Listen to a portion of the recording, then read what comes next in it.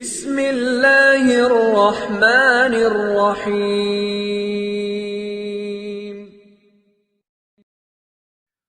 بسم اللہ الرحمن الرحیم وبہ نستعین۔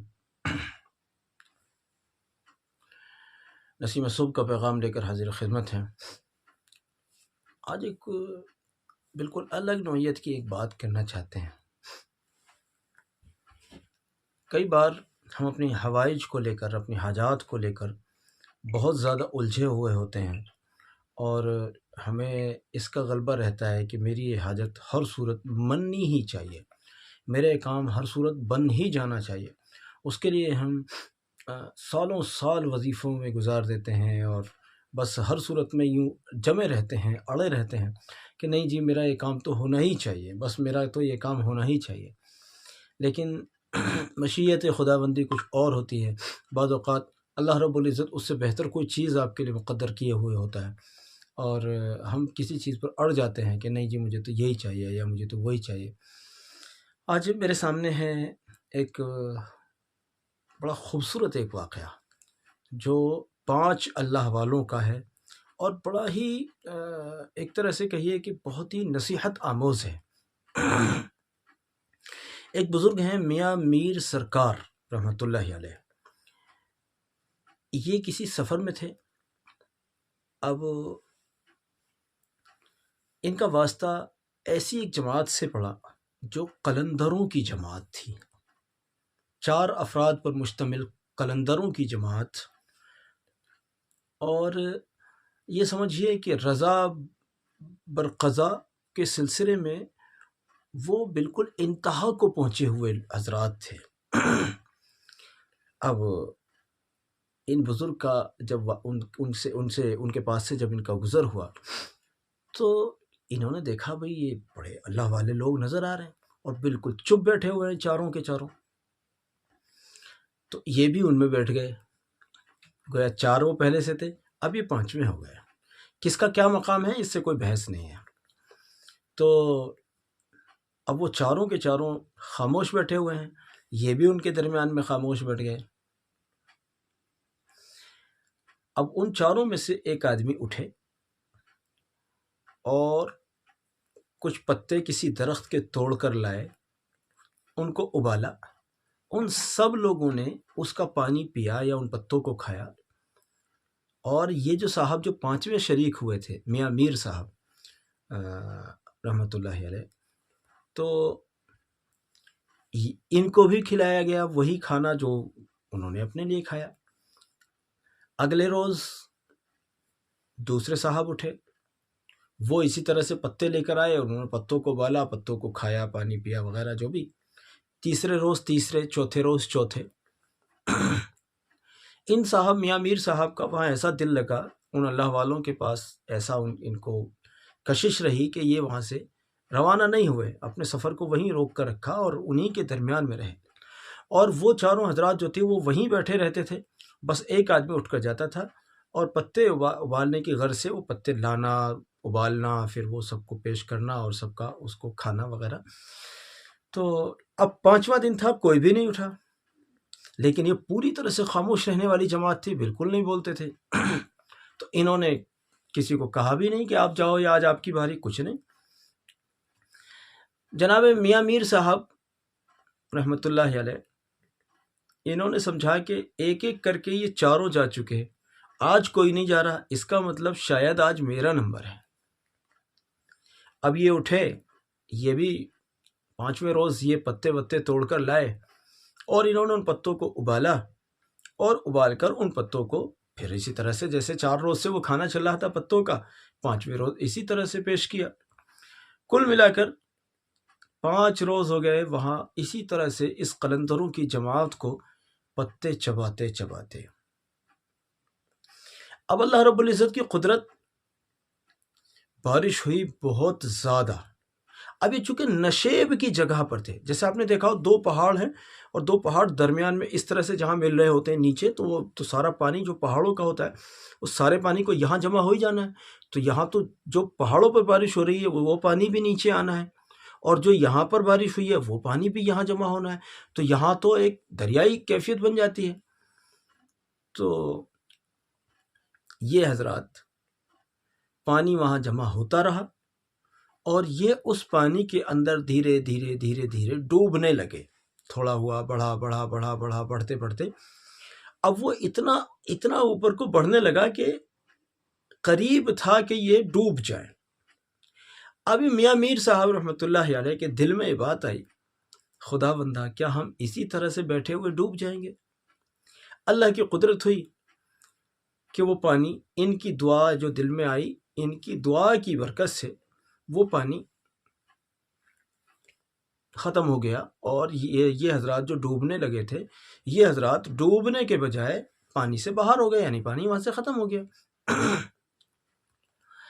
اب ان حضرات میں سے ایک صاحب نے کہا کہ بھئی ہم لوگوں میں سے ایسا کون ہے جو اللہ کے فیصلے کے خلاف جا رہا ہے؟ یعنی اللہ کا فیصلہ تو یہ تھا کہ پانی آتا رہے، اور شاید اللہ کی مشیت یہ رہی ہو کہ ہم اس پانی میں ڈوب جائیں، یا پھر جو بھی، لیکن ہم میں سے کس نے دعا کی، کس نے اللہ کی منشا و مرضی کے خلاف چاہا کہ ہم نہ ڈوبیں؟ تو ظاہر بات ہے کہ میاں میر صاحب نے ہی دل میں یہ دعا کی تھی۔ تو یہ بات واضح ہو گئی کہ ان صاحب نے دعا کی ہے۔ تو ان بزرگوں نے اس بات کو اللہ کی مشیت کے خلاف سمجھا، یعنی اللہ کی مشیت مطلب کہ اللہ کی مشیت تو کچھ اور تھی اور ہم دعا اس کے خلاف کر رہے ہیں۔ تو دیکھیں اللہ والوں میں کس طرح سے رضا بر قضا ہوتا ہے کہ بس اللہ کی رضا پر راضی رہنے کا، اللہ رب العزت جس حال میں رکھتا ہے اس پر اللہ والے خوش رہتے ہیں۔ درود شریف پڑھنے والوں، آپ چونکہ مقرب عند الرسول ہیں صلی اللہ علیہ وسلم، آپ نبی صلی اللہ علیہ وسلم کے قرب کی دوڑ میں لگے ہوئے ہیں۔ آپ جو درود شریف پڑھ کر سفر کر رہے ہیں، گویا کہ آپ نبی صلی اللہ علیہ وسلم کے قرب اور نبی صلی اللہ علیہ وسلم کے تعلق کو پانے والا سفر کر رہے ہیں، اور اللہ رب العزت کا قرب اسی کو ملتا ہے جس کو نبی صلی اللہ علیہ وسلم کا قرب ملتا ہے۔ جس کو نبی صلی اللہ علیہ وسلم کا قرب نہیں ملتا، اس کو اللہ کا قرب بھی نہیں ملتا۔ تو آپ درود شریف پڑھ کر نبی صلی اللہ علیہ وسلم کے قرب کی تلاش میں ہیں، اور نبی صلی اللہ علیہ وسلم کے قرب کے ذریعے سے پھر آپ کی چاہت اللہ کے قرب کی ہے۔ تو پھر یاد رکھیے کہ اگر اللہ اور اس کے رسول صلی اللہ علیہ وسلم کا قرب آپ چاہتے ہیں تو اللہ اور اس کے رسول صلی اللہ علیہ وسلم کے منشا اور ان کی مرضی میں مستغرق ہو جائیے، ڈوب جائیے۔ ایسی ضد نہ کریں اپنی حاجتوں کی کہ نہ جی مجھے تو یہ چاہیے، فلاں چیز مجھے تو چاہیے، بلکہ آپ اللہ کی رضا میں، اللہ کی مرضی میں راضی ہو جائیے، اللہ کی راضی میں راضی ہو جائیے، نبی صلی اللہ علیہ وسلم کے منشا پر راضی ہو جائیے۔ جن حضرات کو نبی صلی اللہ علیہ وسلم کے دربار عالی میں حضوری ہوتی ہے، خواہ وہ خواب کی حد تک ہیں یا بیداری میں ہیں یا جیسے بھی ہیں، بطور خاص میں یہ بات ان کو بہت اہمیت سے یہ بات عرض کر رہا ہوں کہ آپ حضرات کو اللہ کے فضل سے یہ نعمت ہونا شروع ہو گئی ہے۔ اب آپ نبی صلی اللہ علیہ وسلم کے منشا پر قربان رہیے، اپنی زدم زدہ نہیں، وہ کچھ چاہتے ہیں آپ کچھ چاہتے ہیں نہیں، وہ جو چاہتے ہیں اس پر اپنی چاہت کو نثار کر دیجیے۔ نبی صلی اللہ علیہ وسلم کی جو چاہت ہے بس میری بھی وہی چاہت ہے۔ اس طرح سے آپ دیکھیں گے انشاءاللہ کہ یہ چیز آپ کو قرب رسول صلی اللہ علیہ وسلم کی طرف اور تیزی سے لے کر جائے گی، اور تیزی سے لے کر جائے گی، اور جہاں قرب رسول صلی اللہ علیہ وسلم جتنی ترقی کی طرف چلتا چلا جائے گا، اتنا ہی آپ کو قرب الہی کی منزلیں آپ کے لیے آسان ہوتی چلی جائیں گی انشاءاللہ۔ اس لیے عزیزو، اپنی حاجتیں مانگنی تو ہیں اللہ سے، لیکن ایسی زدم زدہ نہیں کرنی ہے کہ نہ جی اگر یہ نہیں ملا تو میں مر جاؤں گا، یہ نہیں ہونا چاہیے، بلکہ اللہ اگر آپ اس میری خواہش ہے میرے دل میں، اللہ اگر آپ اس میں خوش ہیں تو مجھے یہ عطا کر دیجیے، اور اللہ مجھے عطا کر دیں تو مجھے خیر کے ساتھ عطا فرما دیں، اللہ اپنی رضا کے ساتھ عطا فرما دیں۔ اس طرح سے دعا کی جائے۔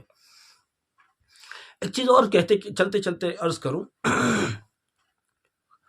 کئی بار اپنی حاجتوں کا مسئلہ ہوتا ہے یا کوئی مسئلہ پریشانی ہے، کچھ بھی ہے کسی بھی، تو ایک مخصوص ایام کو متعین کر لیجئے کہ میں اس حاجت کے لیے 11 دن پڑھوں گا، 21 دن پڑھوں گا، 41 دن پڑھوں گا، اور کم یا اور زیادہ پڑھوں گا۔ اس طرح سے متعین کر کے درود شریف بطور خاص درود امی کی بات کر رہا ہوں، اس طرح سے پڑھیے۔ اللہ رب العزت کی اگر مرضی ہوگی انشاءاللہ اسی درمیان میں آپ کا کام ہو جائے گا، اور اگر بفرض محال اگر اس درمیان میں نہ ہو تو پھر دوبارہ سے اسی طرح سے روٹین قائم کریں کہ میں انشاءاللہ اس کام کو 11 دن کروں گا، دوبارہ سے میں 21 دن پڑھوں گا۔ ویسے پڑھنا تو پوری زندگی ہے، لیکن ایک مخصوص حاجت کے لیے میں 11 دن پڑھ کر دعا کروں گا، میں 21 دن کروں گا، میں 41 دن کروں گا، یا اور کم و بیش۔ اس طرح سے یہ بڑا آسان ہو جائے گا انشاءاللہ۔ تو بزرگوں، ہمارے پیغام کو دل میں بٹھائیے۔ ہم جو درود شریف آپ تک پہنچا رہے ہیں، اور ہماری چاہت رہتی ہے کہ اللہ کرے آپ سب کے سب درود شریف پڑھنے والے بن جائیں، اس کو آپ اپنے ذرا دل کے کانوں سے سنا کریں ہماری درخواست کو۔